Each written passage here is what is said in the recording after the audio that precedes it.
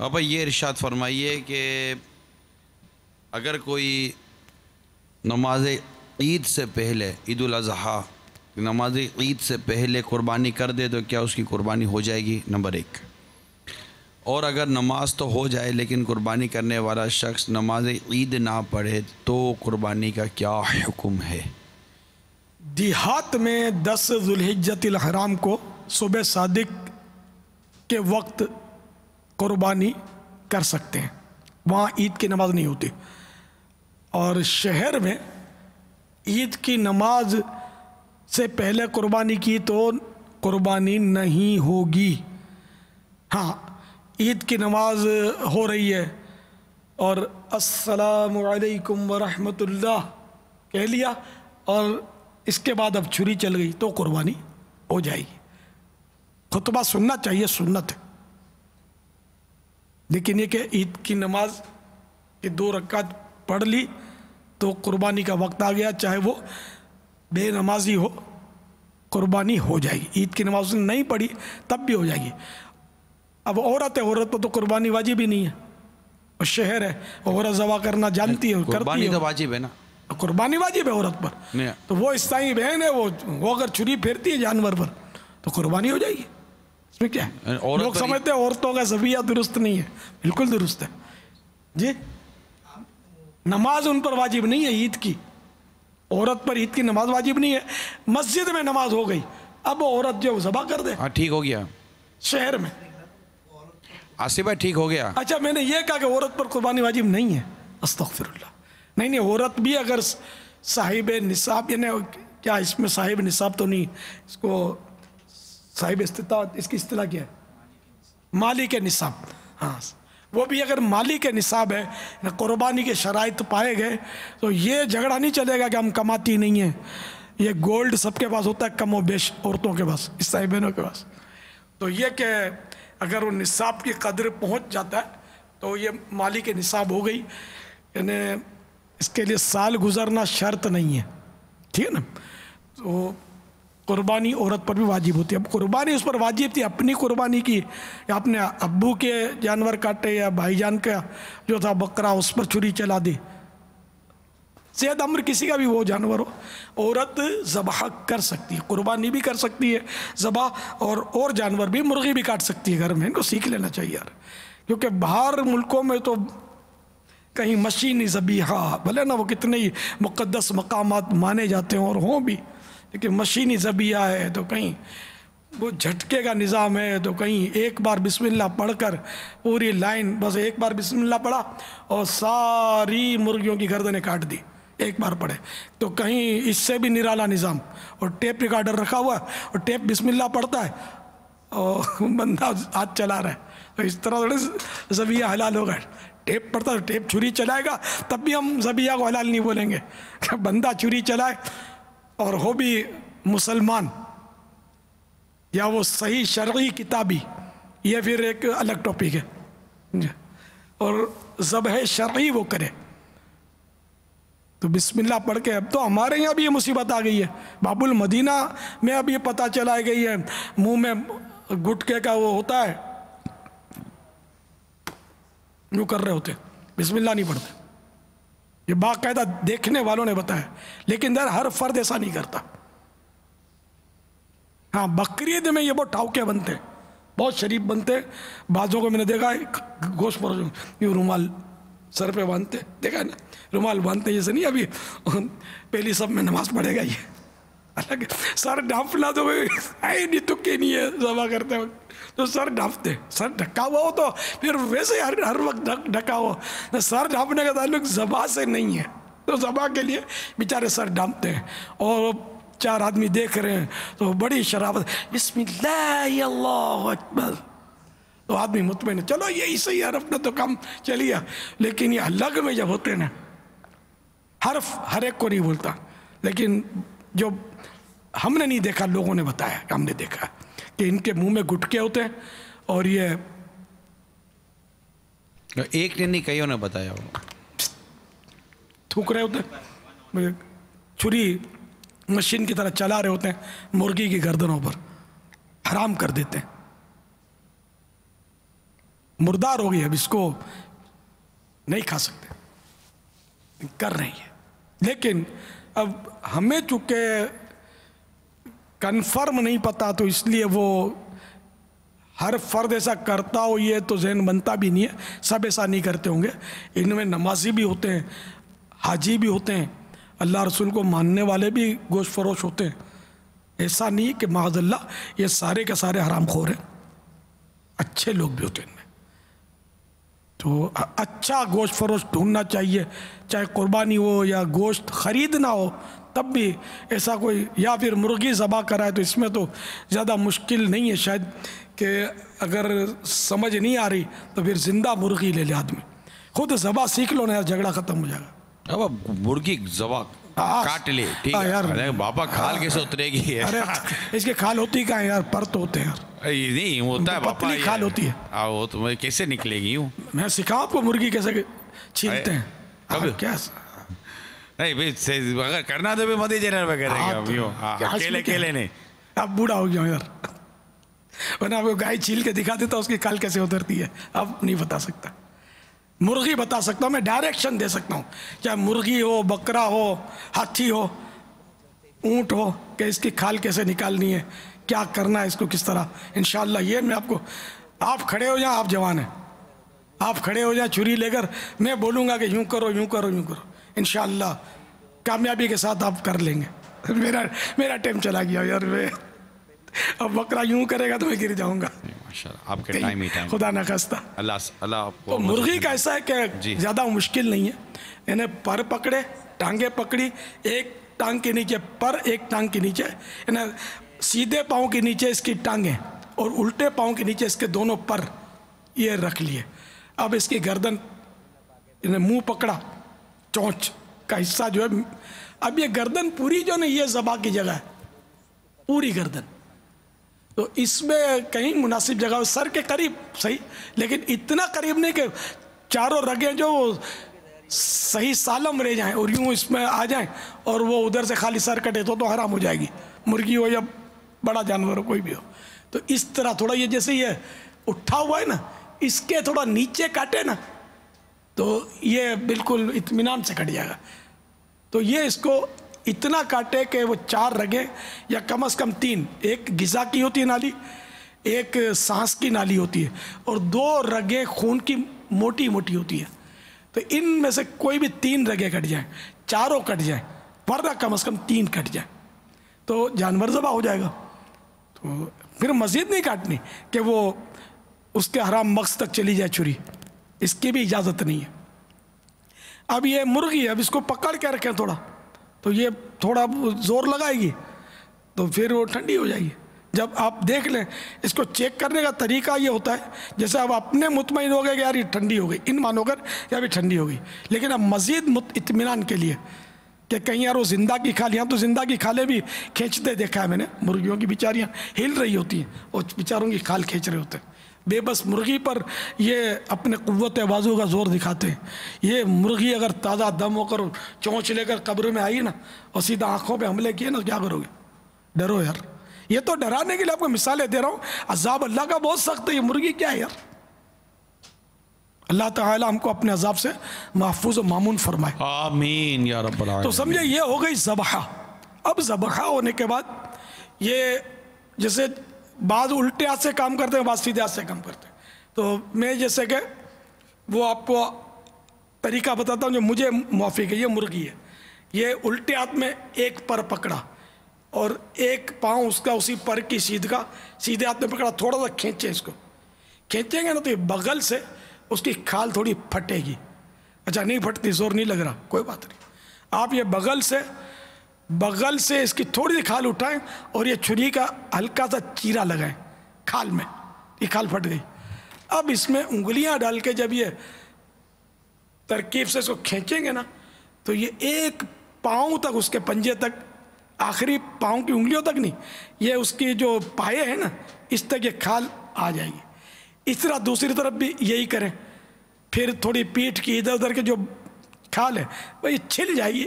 1-2 بار تھوڑی پریشانی ہوگی، باقی گھر میں صاحب نے کر لیں گی. مرغی چھیلنا زیادہ مشکل نہیں ہے. تو یہ اس طرح انشاءاللہ چھل جائے گی. اب پیٹ کاٹنے کے اس کے پھر دو طریقے ہیں.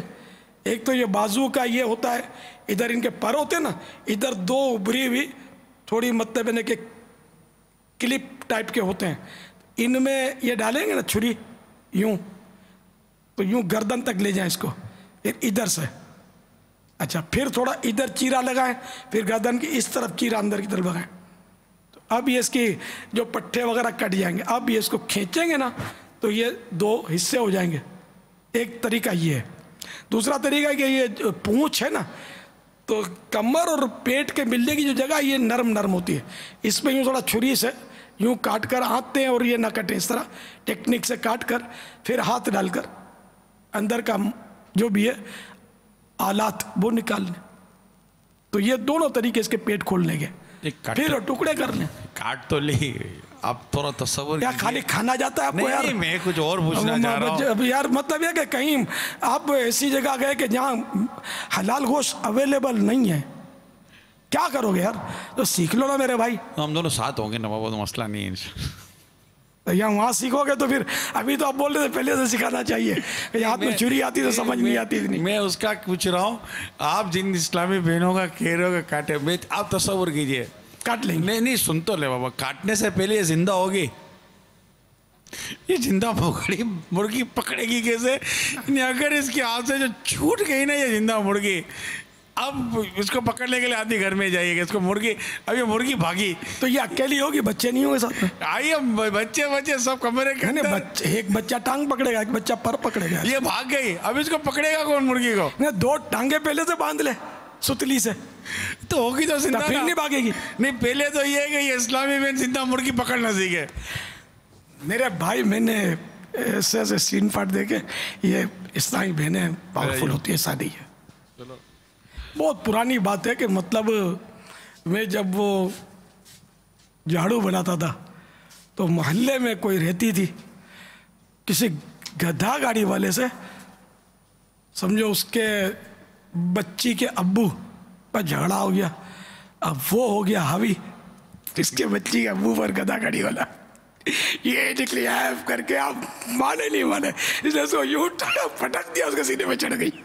وہ عورت چڑھ گئی اس کے سینے پر. آپ بولتے ہیں عورت کچھ نہیں کر سکتی, یا عورتوں نے جہاد نہیں کیے, عورتوں نے لاٹ کے لاٹ کافروں کے نہیں مارے, صحابیات نے ایسے آپ نے کہ ہر کوئی آخر اس میں بھی جان ہوتی ہے, ایسا نہیں. تو ان کو حوصلہ دینا چاہیے, ان کو بھی یہ گھر میں کرنا سیکھ لیں گے نا تو ان کے پیسے بھی بچیں گے یار. اور وہ صفائی یہ جو کرتے ہیں نا, یہ کچھ نہ کچھ گوشت ایسی ترکیب سے ٹیکنیک سے چھپا بھی لیتے ہیں, کبھی کوئی حصہ بڑا کاٹ لیتے ہیں ٹانگ کے ساتھ گوشت کا, تو یہ ہر چیز ان کو مل بھی جائے گی. میرے کو تو لگتا ہے بچت ہو جائے گی. نہیں آج تو ایسے میں آئیں گے, لگتا ہے اسی چیز کے کہ آج سے میں نیت کرتی ہوں کہ مرغیاں گھر میں کاٹوں گی. کوئی بھروسہ نہیں لگتا ہے ابھی ایسے میں آنا شروع ہو جائیں گے. مگر جب تک یہ پریکٹیکل کبھی نہیں کاٹی تو دشوار ہو جائے گا. پریکٹیکل یہ 2-4 دفعہ تو گھر میں ہواٹی کروائے نا تو ہی ہوگا. 2-4 دفعہ گھر میں ہواٹی ہوئی یہ بتا دو. ذبح صحیح ہونی چاہیے. ذبح ہو گئی, خون نکل گیا, اب یہ وفات پا گئی, سمجھے.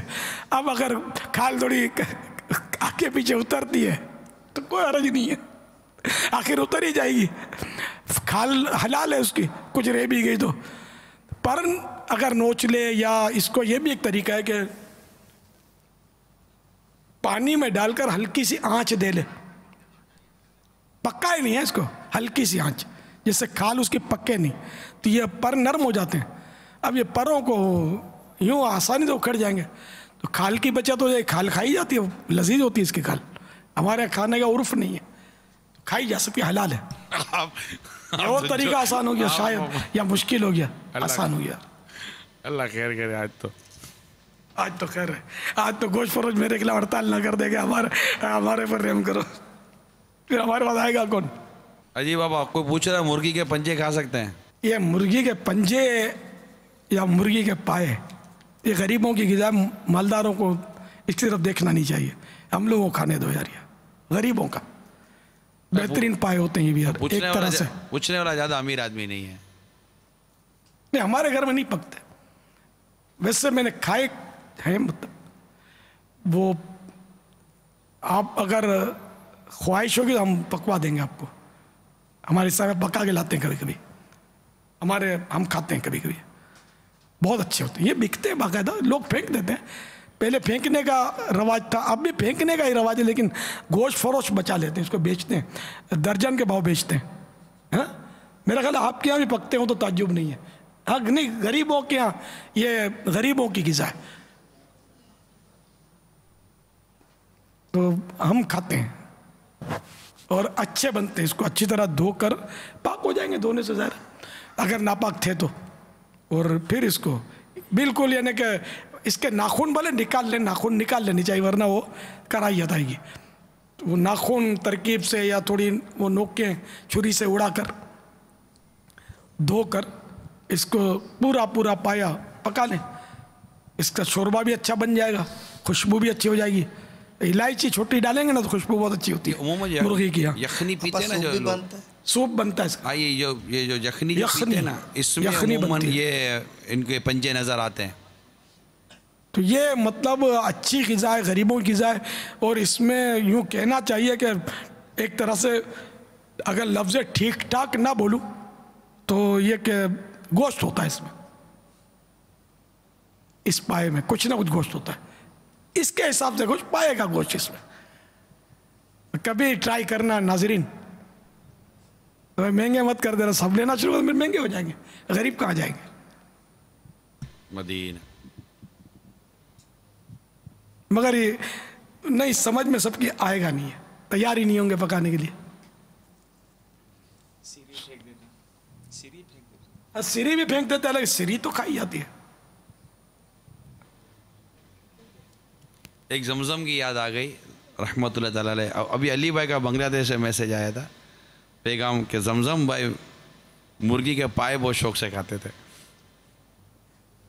मगर वो जमजम के आशिका ने जमजम मुश्किल खाया, और मीठा मीठा आप होता है नहर।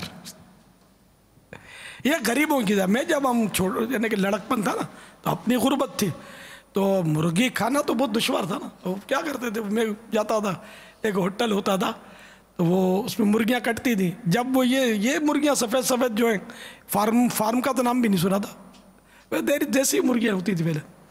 तो वो होटल में गर्दनें पकती नहीं थी, गर्दनें ज़रा वो होटल में नहीं बिकती होंगी ना, वो पीस मुर्गी गोश्त का, तो वो गर्दनें सुबह सवेरे वो कड़कड़ाती सर्दी में जाना पड़ता था, वो अगर लेना है तो फिर नहीं मिलते थे। अब चंद मुर्गियाँ कटे तो वो जो भी आए वो ले जाए, ख़रीद कर, मुफ्त नहीं देते थे। तो गर्दनें और सर में ये ले आता था, वो एल्यूमिनियम की डोल ले आता था, उसमें वो थोड़ी चंद मतलब ज़रा 5-7 गर्दनें, 2-4 ये सर। तो जिस दिन ये चीज़ हमारे पकती थी ना, यूँ समझो हमारी ईद होती थी बच्चों की। तो वो भी दिन थे अल्हम्दुलिल्लाह। सल्लु अलल हबीब सल्लल्लाहु अलैहि मुहम्मद। नमाज पढ़ते वक्त आदतन हिलना कैसा है बाबा?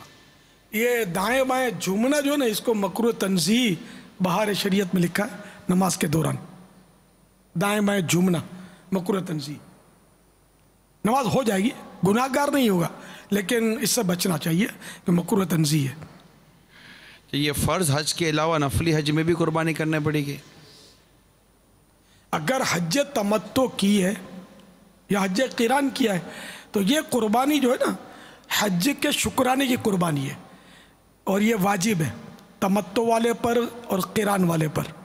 जबकि इफ़राद, एक हज की किस्म है, इफ़राद 3 किस्में ना, तो इफ़राद करने वाले पर इसको मुफरिद बोलते हैं।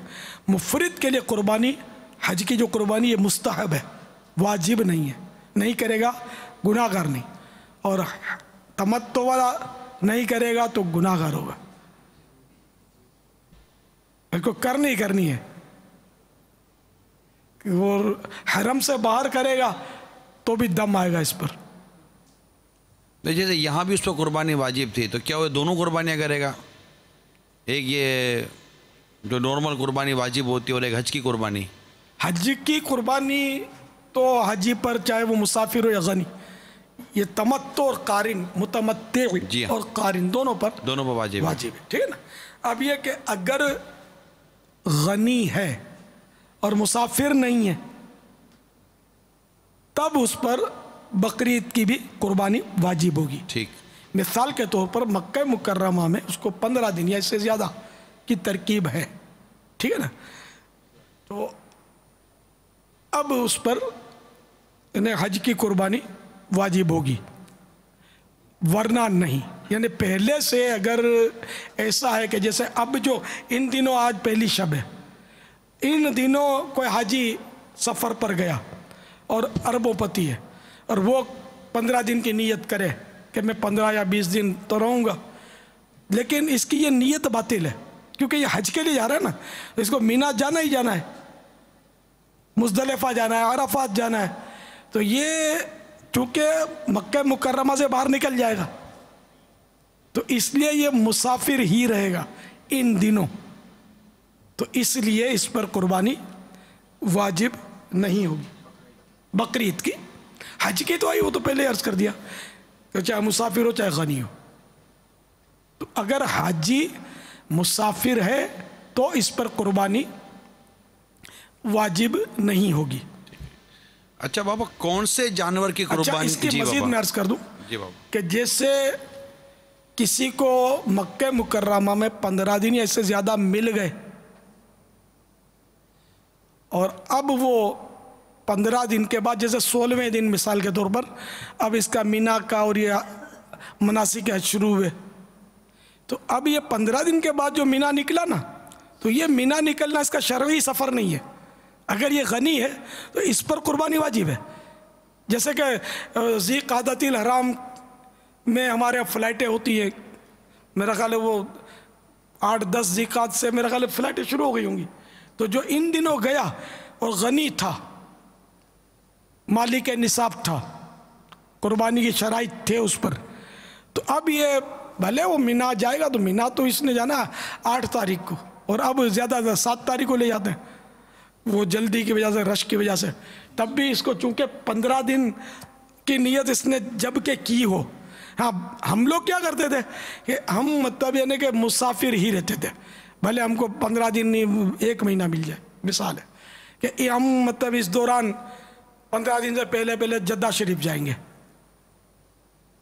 اور جدہ شریف ایک رات پوری گزاریں گے وہاں یا پورا دن گزاریں گے, یعنی کہ شہر سے باہر اگر پوری رات گزارنے کی پہلے سے نیت تھی, تو اب یہ اگر اس کی 20 دن کی بھی وہ ترکیب تھی, لیکن چونکہ نیت یہ تھی کہ یہ 15 دن پورے مکہ مکرمہ میں نہیں رہے گا, ایک رات یہ شہر سے باہر رہے گا.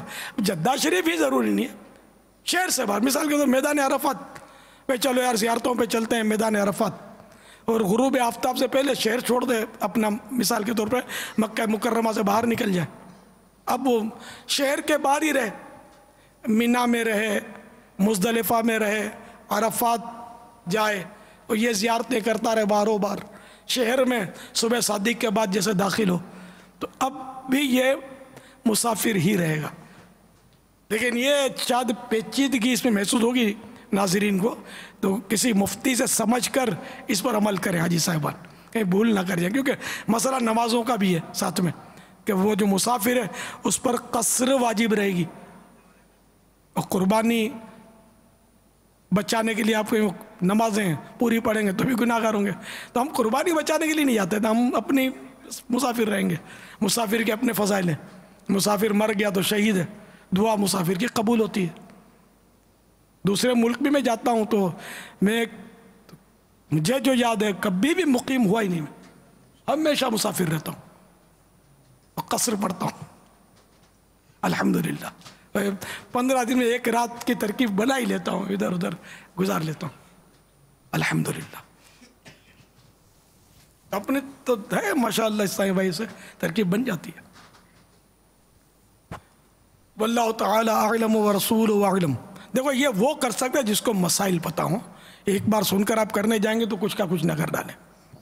اس لیے دارالافتاء اہل سنت سے رجوع کریں, صحیح مسئلہ جا کر ان سے سمجھ لیں, پھر اللہ توفیق دے تو عمل کریں اس پر. اکیلے کر لیں گے تو آدھا آدھا سمجھ کر تو کہیں سارا نقصان ہو جائے.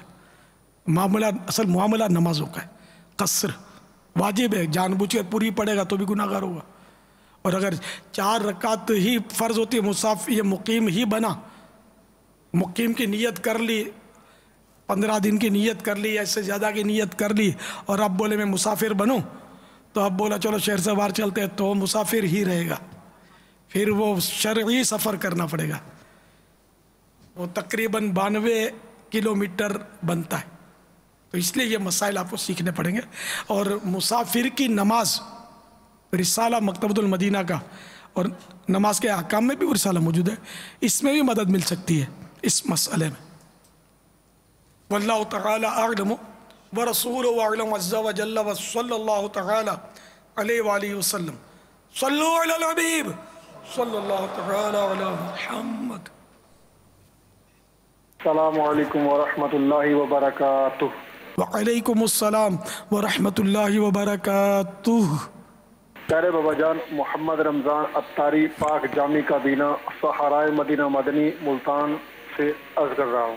پیارے بابا جان، مدنی مذاکرے کا سلسلہ بہت زبردست ہے، اس سے ہماری زبردست اصلاح ہو رہی ہے. پیارے بابا جان، ایک اہم مسئلہ ہے، آپ کی بارگاہ میں عرض کر رہا ہوں، شفقت فرمائیں، ہماری اصلاح فرما دیں کہ اکثر و بیشتر دیہاتوں کے اندر بہت زیادہ خواتین پردہ نہیں کرتی، پردے کا رواج ہی نہیں ہے، چاہے بوڑھیاں ہیں چاہے بچیاں ہیں.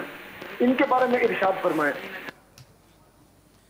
ہاں دیہات میں نہیں کرتی تو جیسے شہر میں سب پردہ نشین ہوتی ہیں. میں نے تو پردے والا ایک ہی شہر دیکھا ہے، اب پہ نہیں ہوں تو بہت سارے شہر ہوں گے، میں نے ایک دیکھا، میں بڑا متاثر ہوا. ہم الحمدللہ بائی روڈ ایک بار مدینے گئے تھے،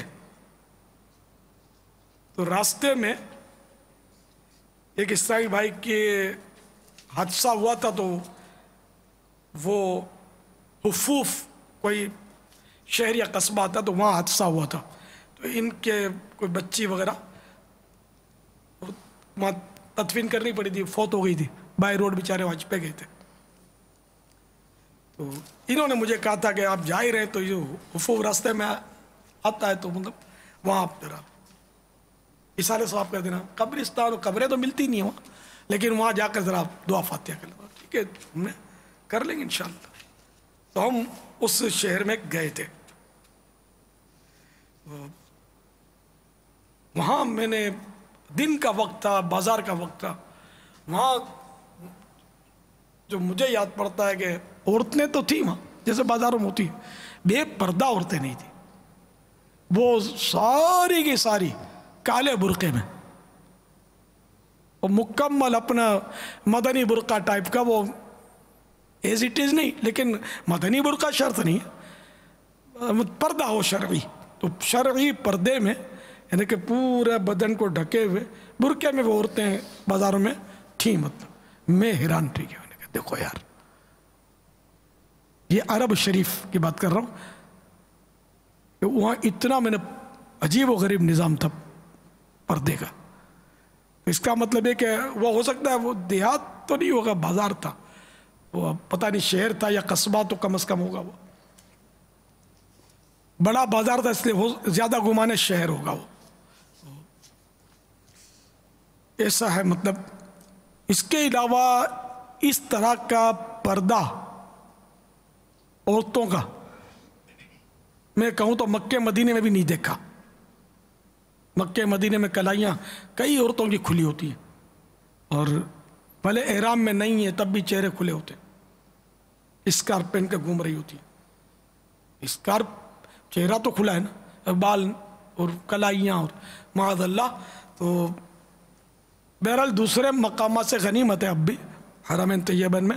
یہ حاجیانیوں کی بات کر رہا ہوں، وہاں کی مقامی جو خواتین ہیں، جو عرب اصل عرب جو ہے نا، ان میں اب بھی پردہ ہے.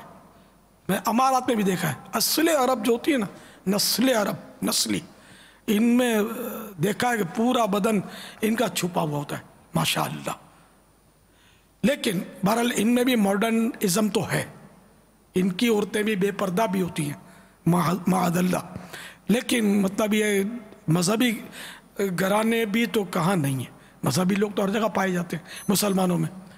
پردہ بھی ہے الحمدللہ۔ یہ تو دنیا بھر میں پردہ ہے، مسلمان جہاں بھی ہیں، یعنی چاہے امریکہ چلے جائیں، ساؤتھ افریقہ میں برقعے دیکھے ہم نے مسلمانوں کی عورتوں کے، الحمدللہ۔ یوں تو ہے پردہ اللہ کی رحمت سے۔ تو دیہات ہو یا شہر ہو، باب المدینہ کتنی بے پردگی ہے، اس سے زیادہ بے پردگی لاہور، مرکز الاولیاء نہیں کہوں گا اس موقع پر، لاہور میں باب المدینہ سے وہ ریس میں جیتے ہوئے بے پردگی میں۔ وہاں عورتیں پتنگ اڑاتی ہیں، یہاں نہیں اڑاتی ہوں گی، باب المدینہ میں شاید معاذ اللہ۔ تو بے پردگی تو انٹرنیشنل پرابلم ہو گیا ہے کہ مسلمانوں سے پردہ رخصت ہوا، تو دیہات میں بھی بے پردگی ہے ظاہر۔ تو میں چند عذاب عرض کرتا ہوں بے پردگی کے، اللہ کرے ہماری عیسائی بہنوں کی آنکھیں کھلے۔ تو یہ مت کہنا کہ ہماری مجبوری ہے، یہ مت بولنا کہ وہ زمانہ ایسا ہو گیا ہے معاذ اللہ، اور سبھی کا ایسا ہے اور یوں ہے، اور وہ شادی نہیں ہوتی پردے والی کی، یہ نہیں۔ اللہ کا عذاب سہنے کی طاقت کسی میں نہیں ہے۔ یہ آپ جو بھی دلائل دیں گے نا، یہ دلائل نہیں چلیں گے قیامت کے روز۔ ہمیں بول دیں گے تو ہم کیا کر لیں گے؟ نہ ہم آپ کو جنت دے سکتے ہیں، نہ دوزخ سے بچا سکتے ہیں، ہمارا کیا ہوگا ہم کو نہیں پتا۔ ہم تو مسلمانوں کو جو حکم شریعت ہے وہ پہنچانے کی کوشش کرتے ہیں، اللہ قبول کرے، اخلاص نصیب فرمائے۔ تو عیسائی بہنیں توجہ سے ان کو سماعت کریں اگر مدنی چینل پر ہوں تو۔ یہ زخمی سانپ ایک رسالہ مکتبۃ المدینہ نے شائع کیا ہے، اب بھی ملتا ہوگا میرا خیال ہے، زخمی سانپ۔ تو اس میں یہ لکھا ہے، علامہ ابن حجر مکی حیتمی علیہ رحمۃ اللہ القوی نقل فرماتے ہیں، اور یہ اپنے جہنم میں لے جانے والے اعمال میں بھی یہ جو مکتبۃ المدینہ نے شائع کی ہے اس میں بھی ہے یہ روایت، اور اصل کتاب وہی ہے اور اس میں نقل کیا گیا اس سے۔ تو معراج کی رات سرور کائنات شاہ موجودات صلی اللہ تعالی علیہ وآلہ وسلم نے جو بعض عورتوں کے عذاب کے ہولناک مناظر ملاحظہ فرمائے، ان میں یہ بھی تھا کہ ایک عورت بالوں سے لٹکی ہوئی تھی اور اس کا دماغ کھول رہا تھا۔ سرکار صلی اللہ تعالی علیہ وآلہ وسلم کی خدمت سراپا شفقت میں عرض کی گئی کہ یہ عورت اپنے بالوں کو غیر مردوں سے نہیں چھپاتی تھی۔ آج اسکوٹر پر چٹیاں لہرا رہی ہوتی ہے اور جا رہی ہوتی ہے، غور کر لیجئے۔ بلکہ یہ پتلا پتلا جو دوپٹہ رسمی ڈال لیتی ہیں اس میں سے بھی بال نظر آ رہے ہوتے ہیں۔ موٹی چادر ہونی چاہیے جس سے بال چھپے، جھلکے نہیں، چمکے بھی نہیں بال۔ تو بہرحال یہ کہ غیر مردوں سے نہ چھپانے کا عذاب، بال نہ چھپانے کا عذاب۔ آپ نے سنا ایک عورت بالوں سے لٹکی ہوئی تھی اور اس کا دماغ کھول رہا تھا، یہ آپ کو دکھایا گیا کہ یہ وہ تھی جو اپنے بال غیر مردوں سے نہیں چھپاتی تھی۔ تو یہ الزواجر سے لی گئی ہے، اور اس کا ترجمہ جہنم میں لے جانے والے اعمال 2 حصوں میں مکتبۃ المدینہ نے شائع کیا۔ یہ پڑھنے والی کتاب ہے، آپ پڑھیں، انشاءاللہ آپ کو بہت معلومات ہوگی اور بہت سارے گناہوں سے بچنے کا ذہن مل جائے گا انشاءاللہ۔ جب یہ کہ میرا اپنا ایک واقعہ عرض کرتا ہوں، غالباً شعبان المعظم 1414 سن ہجری، اب 34 ہے، تقریباً 20 سال پرانا واقعہ ہے۔ تو شعبان المعظم، غالباً شعبان المعظم 1414 ہجری کا آخری جمعہ تھا۔ رات کورنگی باب المدینہ کراچی میں منعقد ہونے والے ایک عظیم الشان سنت مرے اجتماع میں ایک نوجوان سے سگی مدینہ عفیہ عنہ کی ملاقات ہوئی۔ اس پر خوف طاری تھا، اس نے کچھ اس طرح حلفیہ یعنی قسم کھا کر بیان دیا کہ میرے ایک عزیز کی جوان بیٹی اچانک فوت ہو گئی۔ جب ہم تدفین یعنی دفن کرنے سے فارغ ہو کر پلٹے تو مرحومہ کے والد کو یاد آیا کہ اس کا ایک ہینڈ بیگ جس میں اہم کاغذات، امپورٹنٹ ڈاکیومنٹس تھے، وہ غلطی سے میت کے ساتھ قبر میں دفن ہو گیا ہے، چنانچہ بامر مجبوری دوبارہ قبر کھودنی پڑی۔ جو ہی قبر سے سل ہٹائی، خوف کے مارے ہماری چیخیں نکل گئی، کیونکہ جس جوان لڑکی کو ابھی ابھی ہم نے ستھرے کفن میں لپیٹ کر سلایا تھا، وہ کفن پھاڑ کر اٹھ بیٹھی تھی، اور وہ بھی کمان کی طرح ٹیڑھی۔ اس کے سر کے بالوں سے اس کی ٹانگیں بندھی ہوئی تھی، اور کئی چھوٹے چھوٹے نامعلوم خوفناک جانور اس سے چمٹے ہوئے تھے۔ یہ دہشت ناک منظر دیکھ کر خوف کے مارے ہماری گگی بند گئی، اور ہینڈ بیگ نکالے بغیر جوتوں مٹی پھینک کر ہم بھاگ کھڑے ہوئے۔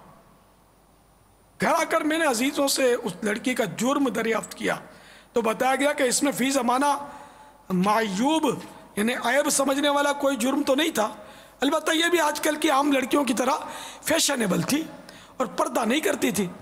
ابھی انتقال سے چند روز پہلے رشتہ داروں میں شادی تھی، تو اس نے فیشن کے بال کٹوا کر بن سنور کر عام عورتوں کی طرح شادی کی تقریب میں بے پردہ شرکت کی تھی۔ اے میری بہنوں صدا پردہ کرو، تم گلی کوچوں میں مت پھرتی رہو، ورنہ سن لو قبر میں جب جاؤ گی سانپ بچھو دیکھ کر چلاؤ گی۔ کیا اس بدنصیب فیشن پرست لڑکی کی داستان وحشت نشان پڑھ کر ہماری یا سن کر ہماری وہ اسلامی بہنیں درس عبرت حاصل نہیں کریں گی جو شیطان کے اکسانے پر اس طرح کے ہیلے بہانے کرتی رہتی ہے کہ میری تو مجبوری ہے، ہمارے گھر میں کوئی پردہ نہیں کرتا، خاندان کے رواج کو بھی دیکھنا پڑتا ہے، ہمارا سارا خاندان پڑھا لکھا ہے، سادہ اور باپردہ لڑکی کے لیے ہمارے یہاں کوئی رشتہ نہیں آتا، وغیرہ وغیرہ۔ کیا خاندانی رسم و رواج اور نفس کی مجبوریاں آپ کو عذاب قبر و جہنم سے نجات دلا دیں گی؟ کیا آپ بارگاہ خداوندی عز و جل میں اس طرح کی کھوکھلی مجبوریاں بیان کر کے چھٹکارا حاصل کرنے میں کامیاب ہو جائیں گے؟ اگر نہیں اور واقعی نہیں تو پھر آپ کو ہر حال میں بے پردگی سے توبہ کرنی پڑے گی۔ یاد رکھیے لوح محفوظ پر جس کا جہاں جوڑا لکھا ہوتا ہے وہیں شادی ہوتی ہے، ورنہ آئے دن کئی پڑھی لکھی ماڈرن کنواری لڑکیاں پلک جھپکتے میں موت کا شکار ہو کر رہ جاتی ہیں، بلکہ بعض اوقات ایسا بھی ہوتا ہے کہ دلہن اپنی رخصتی سے قبل ہی موت کے گھاٹ اتر جاتی ہے اور اسے روشنیوں سے جگمگاتے خوشبوئیں مہکاتے حجرہ عروسی میں پہنچانے کے بجائے کیڑے مکوڑوں سے لبریز تنگ و تاریک قبر میں اتار دیا جاتا ہے۔ تو خوشی کے پھول لے گی کب تلک، تو یہاں زندہ رہے گی کب تلک۔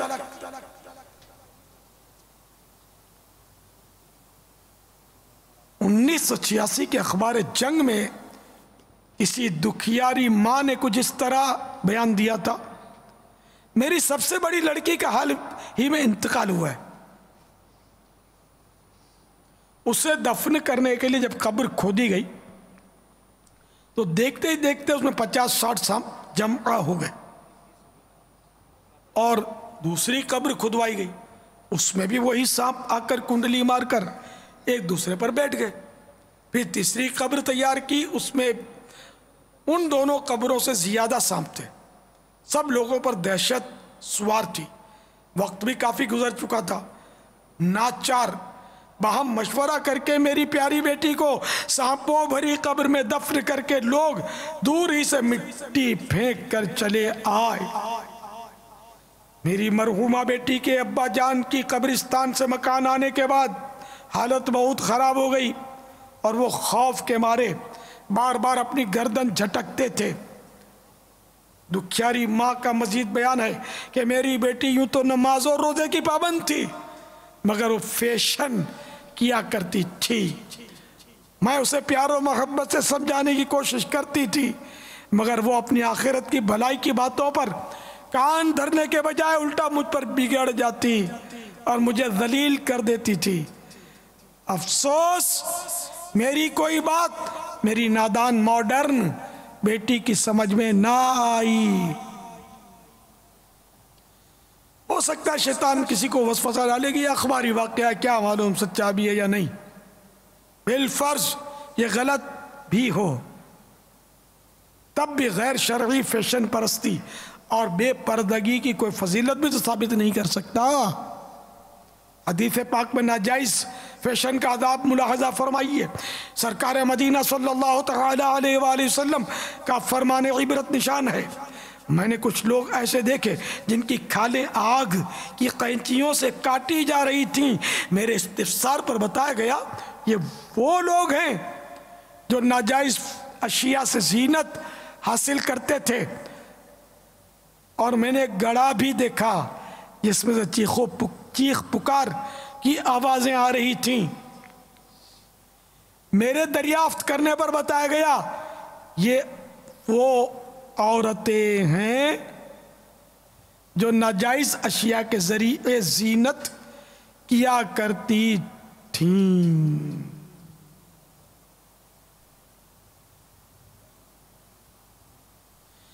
اللہ کرے دل میں اتر جائے میری بات۔ اسلامی بہنوں، یہ مت سمجھا کرو اور کہا کرو کہ دنیا بہت ترقی کر گئی ہے، معاذ اللہ چادر اور چار دیواری تو انتہا پسند مسلمانوں کا نعرہ ہے۔ اب تو مردوں اور عورتوں کو شانے سے شانہ ملا کر کام کرنا چاہیے۔ یقیناً ایک مسلمان کے لیے، بات مسلمان سے ہو رہی ہے، ایک مسلمان کے لیے قرآن کی دلیل کافی ہوتی ہے، لہذا دل کی آنکھوں سے پارہ 22 سورۃ الاحزاب کی آیت نمبر 33 ملاحظہ فرمائیے۔ پارہ 22 سورۃ الاحزاب آیت نمبر 33۔ وَقَرْنَ فِي بُيُوتِكُنَّ وَلَا تَبَرَّجْنَ تَبَرُّجَ الْجَاهِلِيَّةِ الْأُولَى۔ ترجمہ کنز ایمان، اور اپنے گھروں میں ٹھہری رہو اور بے پردہ نہ رہو جیسے اگلی جاہلیت کی بے پردگی۔ معاذ اللہ یہ چادر اور چار دیواری کا نعرہ کیا مولویوں کا ہے، مولاناؤں کا ہے، کیا عالموں کا ہے؟ نہیں، ہمیں قرآن نے یہ نعرہ دیا ہے کہ عورت چادر اور چار دیواری کی ہے۔ عورت کے لفظی معنی، عربی کا لفظی معنی اب لغت میں دیکھ لیں، عورت کے لفظی معنی چھپانے کی چیز، شانہ باشانہ چلنے کی چیز نہیں، شاپنگ سینٹروں کی زینت بننے کی چیز نہیں ہے۔ عورت جلسے جلوس کی زینت بننے والی چیز نہیں ہے۔ میں مسلمان عورتوں سے بات کر رہا ہوں، ہاں بات مسلمانوں سے کر رہا ہوں۔ جس کی سمجھ میں اسلام آتا ہے وہی مسلمان ہوتا ہے، جس کی سمجھ میں اسلام نہیں آتا تو روز 1000 مرتبہ لا الہ الا اللہ کی تسبیح پڑھے، کافر ہے، مرتد ہے، اگر مسلمان تھا بھی تو۔ اسلام الحمدللہ میری سمجھ میں اسلام آتا ہے، بھائی آپ کی آتا ہے الحمدللہ، آپ لوگوں کی آتا ہے الحمدللہ، سبھی کی آتا ہے الحمدللہ، جبھی تو مسجد میں بیٹھے ہوئے۔ تو ناظرین اور حاضرین، جن کی سمجھ میں اسلام آتا ہے، جن کی سمجھ میں قرآن آتا ہے، میں اس سے بات کر رہا ہوں کہ قرآن کہہ رہا ہے۔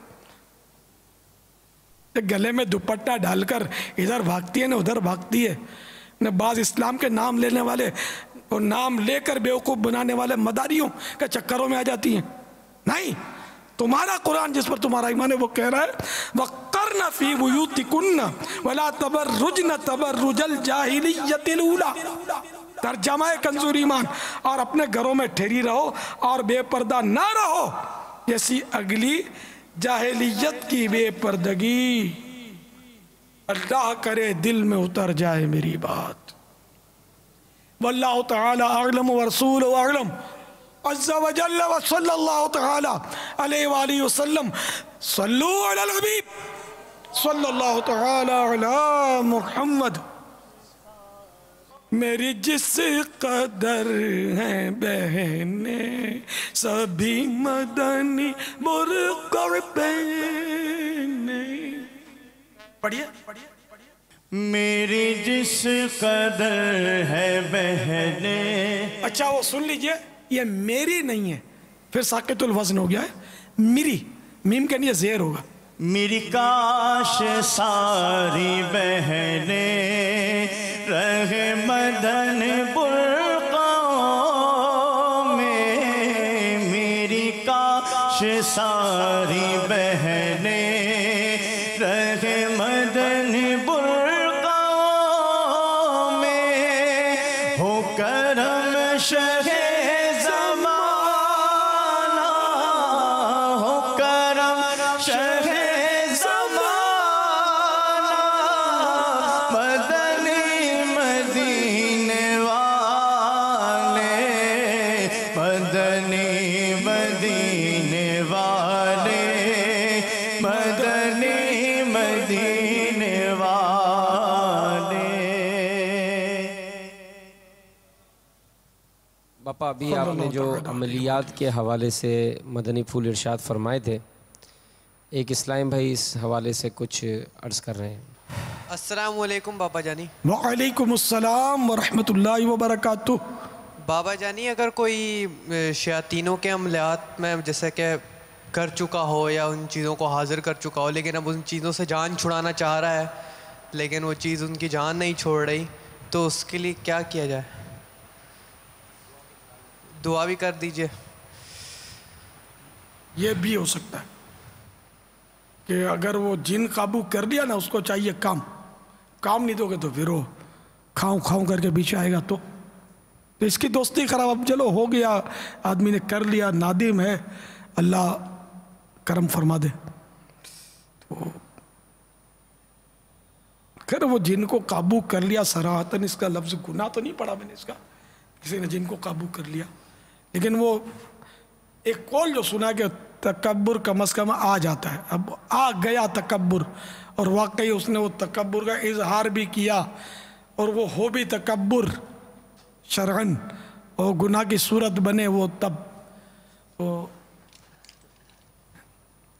تو بزرگوں کے تابع بھی جنات، تو وہ بزرگوں کے مرید ہوتے تھے، غلام ہوتے تھے، وہ بغیر عملیات کے. وہ ایک مطلب طلبہ میں بھی بعض اوقات جن ہوتے ہیں، وہ انسانی شکلوں میں آ کر وہ ہوگا، طالب علم ہوگا، مدنی حلیہ میں ہو سکتا ہو، ڈرنا مت کسی سے.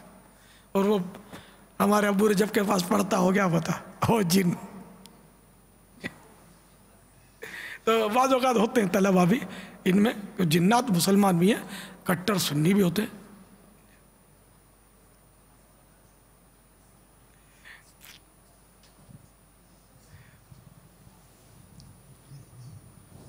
اچھا تو اب یہ بیچارے یہ کہہ رہے ہیں کہ اب جان کیسے چھوٹے.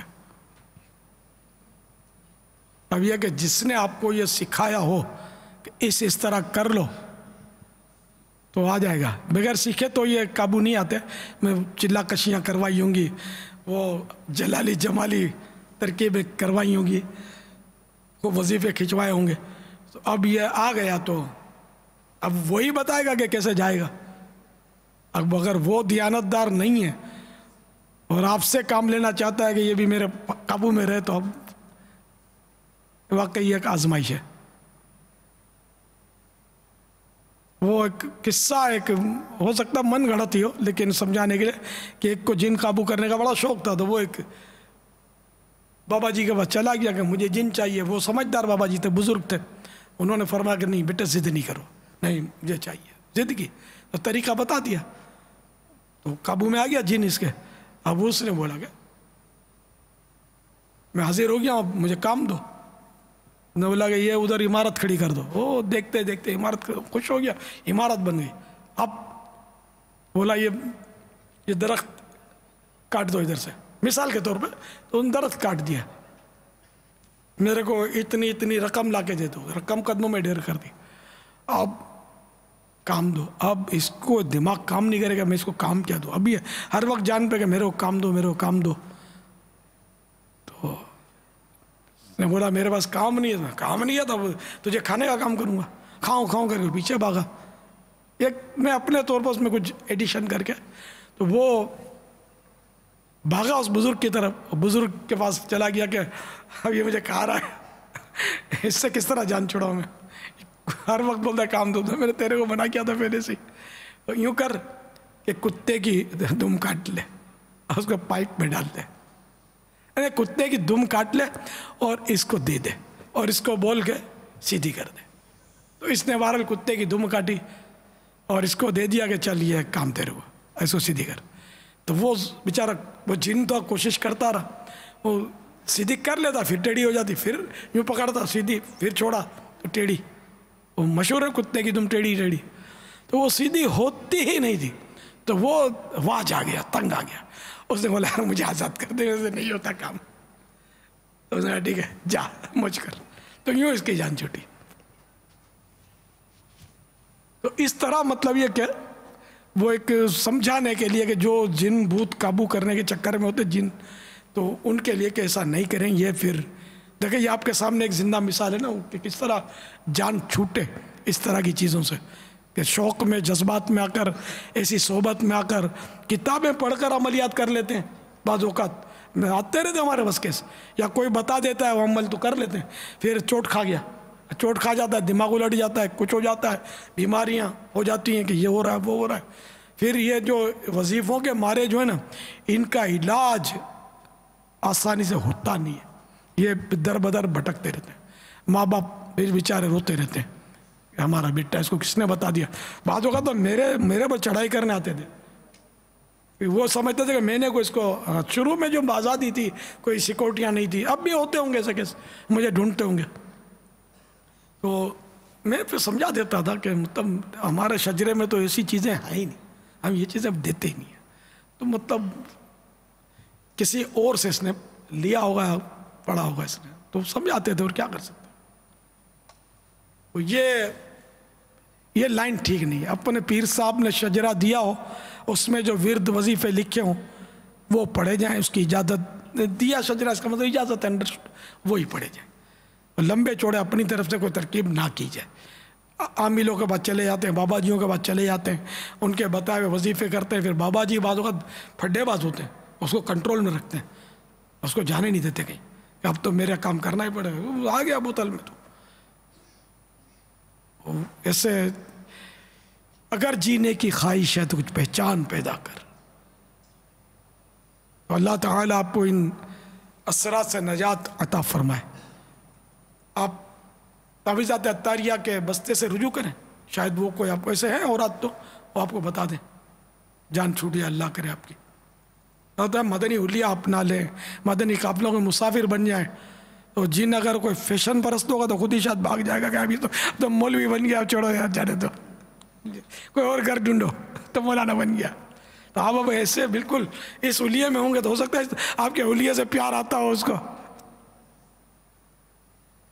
غیر مسلم ہو تو مسلمان کر لو، اگر فاسق و فاجر ہے تو شاید ہو سکتا ہے کہ پھر وہ آپ کا مدنی حلیہ دیکھ کر آپ کے ساتھ ساتھ آتا رہے گا اجتماع میں، مدنی مذاکروں میں، تو وہ سیٹ ہو جائے، ہو سکتا ہے نمازی بن جائے اور پھر آپ کو ستانا چھوڑ دے، دوستی رکھے اور ستائے نہیں.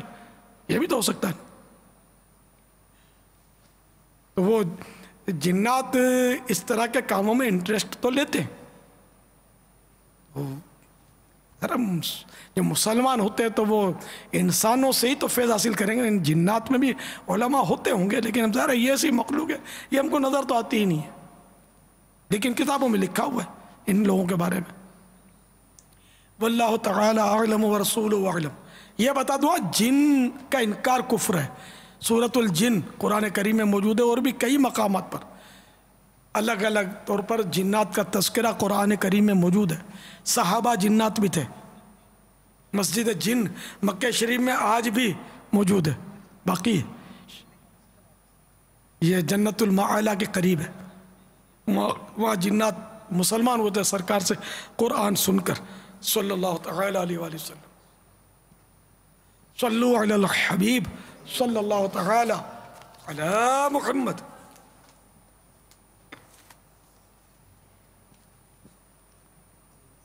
حضرت سیدنا عبداللہ بن عمرو بن عاص رضی اللہ تعالی عنہ فرماتے ہیں جو یہ دعا کسی مجلس سے اٹھتے وقت 3 مرتبہ پڑھے تو اس کی خطائیں مٹا دی جاتی ہیں، اور جو مجلس خیر و مجلس ذکر میں پڑھے تو اس کے لیے خیر یعنی بھلائی پر مول لگا دی جائے گی. آئیے مل کے پڑھتے ہیں. صلو علی الحبیب صلی اللہ تعالی علیہ وسلم. سبحانک اللہم وبحمدک لا الہ الا انت استغفرک واتوب الیک. سبحانک اللہم وبحمدک لا الہ الا انت استغفرک واتوب الیک. سبحانک اللہم وبحمدک لا الہ الا انت استغفرک واتوب الیک. صلو علی الحبیب صلی اللہ علیہ وسلم. وہ چنگا مانگا والے ہیں کہ نہیں؟ تشریف لے گئے. اور سانو مدنی قافلے تو قربانی دیاں کھلاں قربانی دیاں کھلاں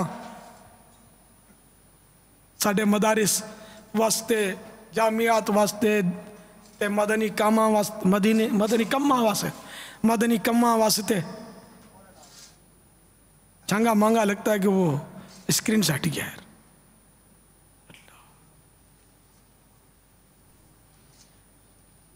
اچھا، جنہوں نے اپنے رمضان المبارک میں شوال المکرم اور ذی قعدۃ الحرام یا شعبان المعظم میں مدنی قافلے میں سفر کیا ہو، یا مدنی قافلے کا کوئی 3 دن کا زندگی میں ایسا سفر باقی ہو کہ آپ ملاقات نہ کر سکے ہو. 3 دن کی ایک ملاقات ہے نا. تو آج چلو زندگی میں کبھی بھی قافلے میں سفر کیا تھا لیکن ملاقات اس قافلے کی نہیں ہوئی ہے. دیگر قافلوں کی ہوئی، چلو اس کو بھی چھوٹے. آج یار وہ تھوڑے سے ناظرین ہیں کیا یاد کریں گے. آپ دیکھو اب یار شکرانے میں مدنی کھالوں کا ہدف دے دو یار. یہ کتنی کھالیں دو گے میرے کو؟ کتنی چاہیے باپا آپ کو؟ میرا پیٹ بھرتا ہی نہیں یار. مجھے اربوں روپے کی کھالیں چاہیے.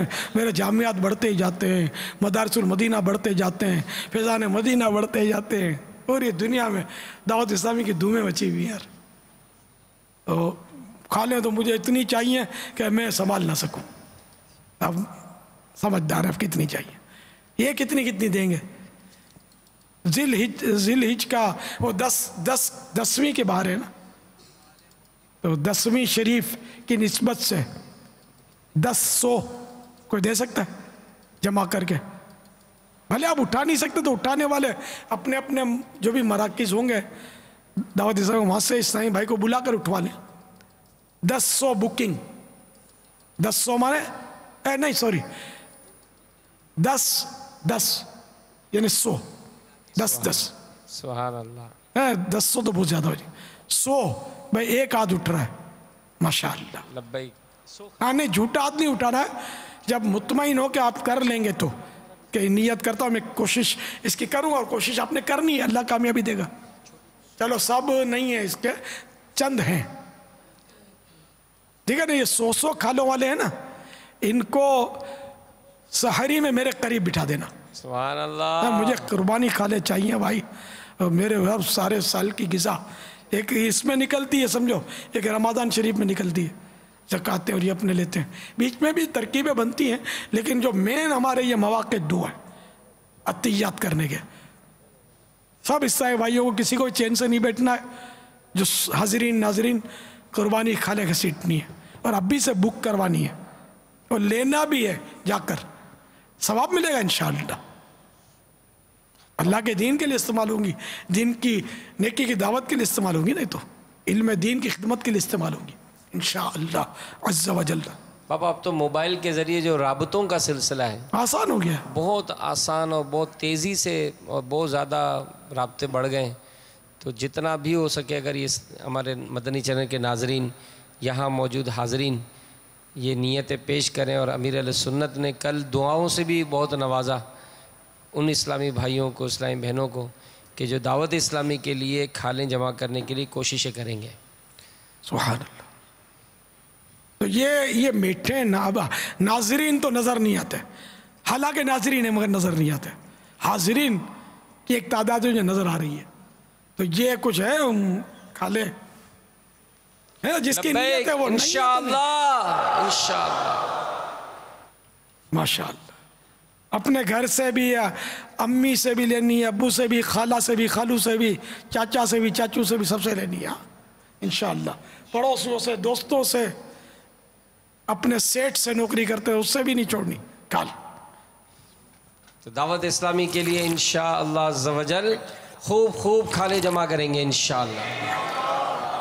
اور اس سلسلے میں جیسا کل بھی بابا نے فرمایا تھا کہ رابطوں کا جو سلسلہ ہے, انفرادی کوشش, کیونکہ مارکیٹوں میں بھی کام ہوتا ہے تو بعض ٹائم میں فیکٹریوں میں کام کرتے ہیں تو مالکان اپنی ہی فیکٹری میں کئی کئی جانور قربان کرتے ہیں. اسی طرح جہاں مارکیٹوں میں جاب کی جاتی ہے تو اکثر دکاندار قربانی کرتے ہیں. جو رہائش خاص کر باب المدینہ میں جن کی ہے تو بڑے بڑے پلازا ہیں, سینٹرز ہوتے ہیں, اس میں کئی کئی فلیٹس ہوتے ہیں, پڑوسی ہوتے ہیں. تو اگر ہم سب مل کر دعوت اسلامی کے لیے قربانی کی کھالوں کے لیے اہداف لیں گے اور ٹارگٹ کریں گے, جیسا ابھی تو 100 کھالوں کا ہدف ملا ہے, ہر اسلام بھائی اپنا ذہن بنائے, جو اپنے موبائل نمبر ہیں ان میں کانٹیکٹس نکالے, دیکھے کس کس کے یہاں قربانی ہوتی ہے, ان سے رابطہ کرے اور بک کرائے. پھر جب اگر آپ کھال اٹھا نہیں سکتے, اپنا وہ کانٹیکٹ نمبر, ان کا نام اور جو بھی اس کا تفصیلات ہیں وہ مدنی مرکز میں جمع کرائیں, ذمہ داران کو دے دیں. انشاءاللہ عز و جل ممکنہ صورت میں ان کی کھال ضرور حاصل کی جائے گی انشاءاللہ. صلو علی الحبیب صلی اللہ تعالی علی محمد.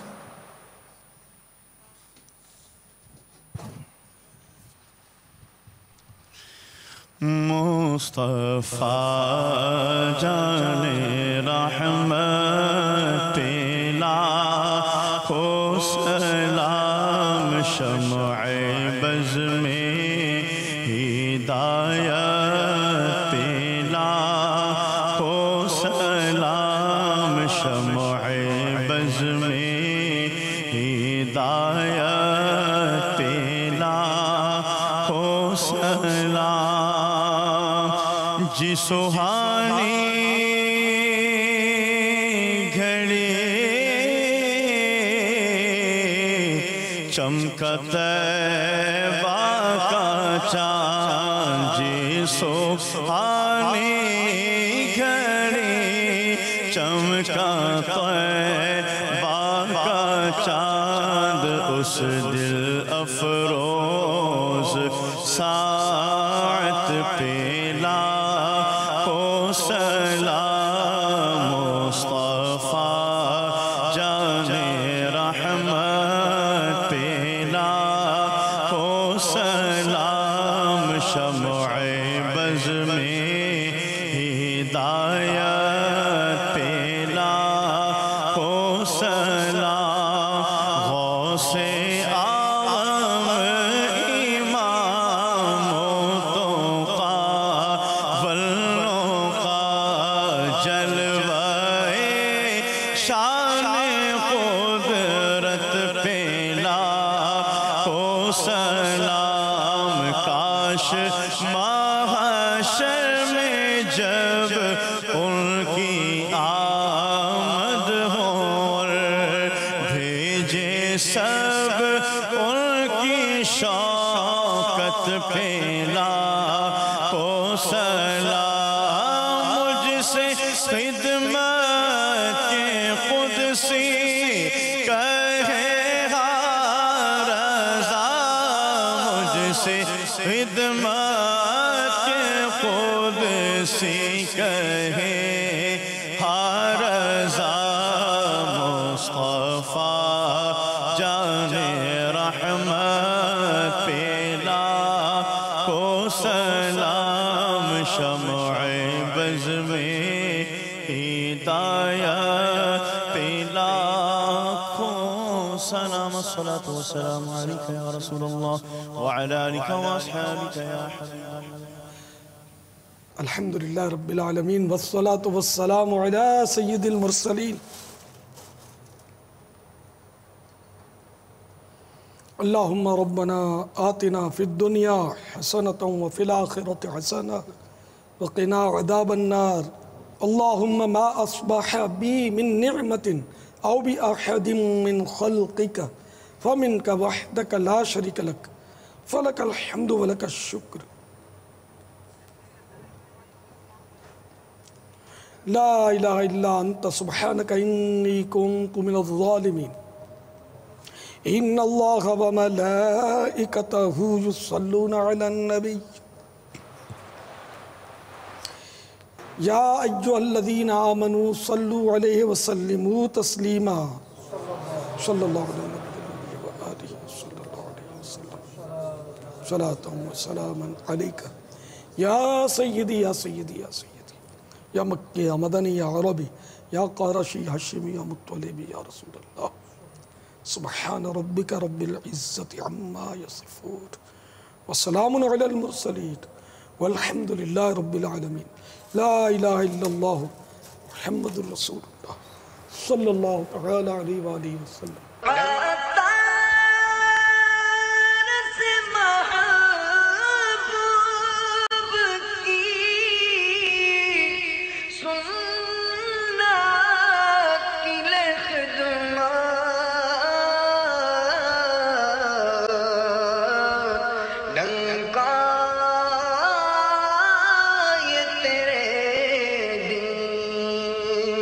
کا